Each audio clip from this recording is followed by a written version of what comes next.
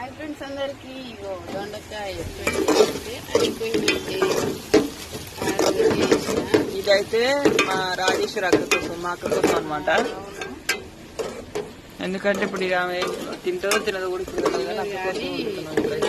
తినాలి. ఎందుకంటే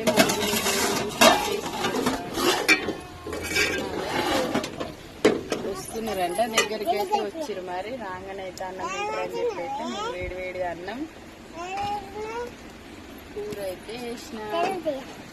మా ఇంట్లో దొండకాయ కూర కంటే ఫ్రై తింటారు అనమాట. కూర ఎప్పుడు మేము చేసుకుని వస్తలే.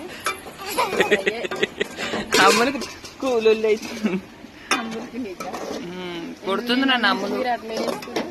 కొడుతుంది అమ్ములు, అట్టనే కొడుతుంది అంటే ఏమైనా. ఇగో అయిపోయింది.